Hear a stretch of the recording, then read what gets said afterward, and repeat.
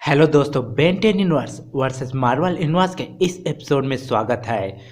दोस्तों, बेन 10 के बायोमेट्रिक्स या ऑमनिट्रिक्स में 3 एलियन एक से ज़्यादा पावरफुल है, मगर मैं यहाँ उन कैरेक्टर्स को लूँगा जो हमें ऑफिशियल तौर पर बताया गया है। बेन 10 के बायोमेट्रिक्स या ऑमनिट्रिक्स अपने अपोनेंट का डीएनए स्कैन करके उसके अपने अल्टीमेट फॉर्म में तभी बदल सकता है यदि उसके अपोनेंट का डीएनए हो। यही बायोमेट्रिक्स या ऑमनिट्रिक्स की कमजोरी और खासियत है। Marvel universe versus Ben 10 universe को 7 लेवल में देखते हैं कौन कितना पानी में है। तो बिना किस देरी के चलो स्टार्ट करते हैं।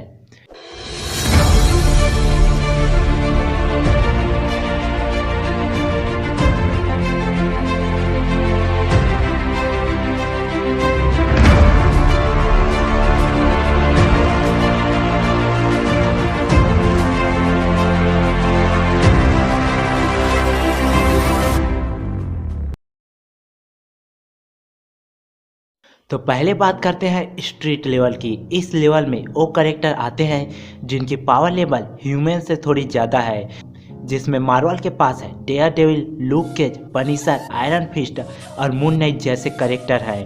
तो वही बेन 10 यूनिवर्स के पास है Diamond Head, Four Arm, Heat Blast, फिस्टिक और एक्सलरेट जैसे कैरेक्टर। तो स्ट्रीट लेवल में बेन 10 यूनिवर्स के जीतने के 80% है और मार्वल यूनिवर्स के 20%, क्योंकि बेन 10 डायमंड हेड और हीट ब्लास्ट जैसे पावरफुल कैरेक्टर से आराम से मार्वल के स्ट्रीट लेवल कैरेक्टर को हरा सकता है। इसके बाद लेवल आता है मेटा लेवल। इस लेवल कैरेक्टर किसी के भी जान मिनटों में ले सकते हैं। इन्होंने अपने बॉडी नए नए टेक्नोलॉजी से मॉडिफाई किया है या फिर ये म्यूटेंट बन चुके हैं।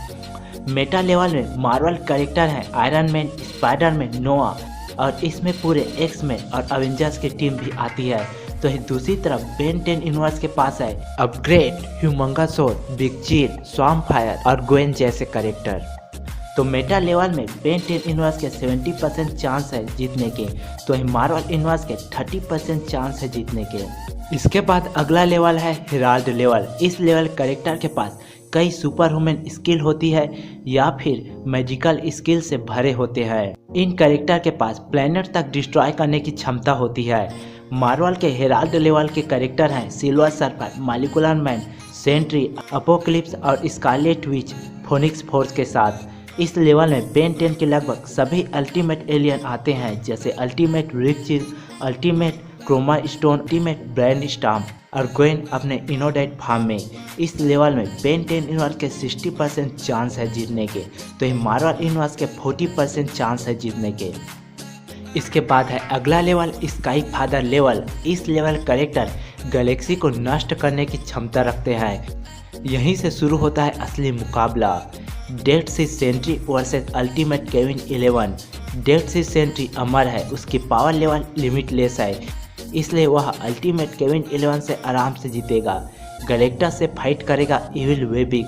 गैलेक्टस अपने पावर कॉस्मिक से इविल वेबिक को हरा देगा। Fallen one Silver Surfer ultimate aggregate से फाइट करेगा। फालेन वन का पावर लेवल ज़्यादा है तो यहाँ पर वो जीत जाएगा। डोरेमामू वर्सेस वर्डोना, दोनों ही अपने अपने यूनिवर्स के सबसे बड़े जादूगर है। डोरेमामू अमर है लेकिन उसे हराया भी जा सकता है। यहाँ दोनों के 50-50 चांस है जीतने के। Professor Paradox versus Doctor Strange Black Priest form में, इन दोनों की फाइट में डॉक्टर स्ट्रेंज प्रोफेसर पैराडॉक्स से जीत जाएगा। स्काई फादर लेवल में मार्वल यूनिवर्स के 60% संभावना है जीतने के। अब जो लेवल है सेलेस्टियल लेवल। इस लेवल कैरेक्टर मल्टीवर्स बनाने और मिटाने की क्षमता रखते हैं।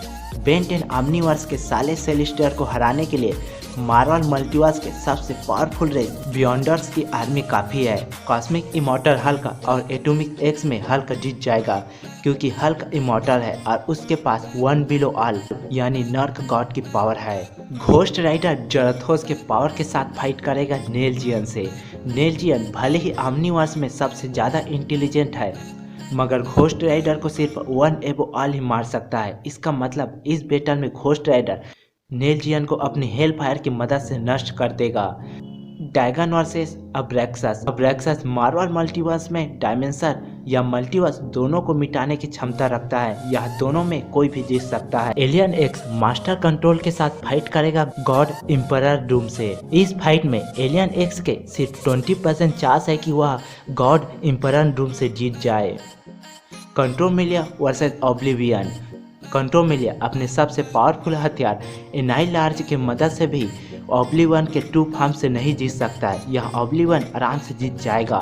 थेनोस रेगुलेटर और एलियन एक्स सेरिना बेलिकस ये तीनों भी एक साथ मिलकर थेनोस रेगुलेटर से नहीं जीत सकते। थेनोस रेगुलेटर ने जैसे मार्वल मल्टीवर्स को अपने मर्ज कर लिया था, वैसे ही एलियन एक्स सेरिना बेलिकस तीनों को अपने मर्ज कर लेगा। सबसे बड़ी बात, थेनोस रेगुलेटर की कोई कमजोरी नहीं है। बेन 10 ऑमनीवर्स के बाकी बचे सारे कैरेक्टर भी आ जाए तब भी वो मार्वल के गॉड लेवल को नहीं हरा सकते हैं। गॉड लेवल में और भी कैरेक्टर हैं जैसे multi eternity, living tribunal, divine creator, one below all. और यहीं पर मार्वल यूनिवर्स 100% जीत चुका है। रुकिए अब भी मार्वल यूनिवर्स के पास एक लेवल बचा है, सुप्रीम गॉड लेवल। पूरे मार्वल मल्टीवर्स का निर्माण इन्हीं ने किया है। ये दोनों 100% ऑमनीपोटेंट, ऑमनीप्सिएंट और ऑमनीप्रेजेंट है। इनकी कोई कमजोरी नहीं है। ये दोनों ही सिर्फ थेनोस रेगुलेटर को मार सकते हैं। मैं बात कर रहा हूँ वन एबो ऑल और फल्क्रम की।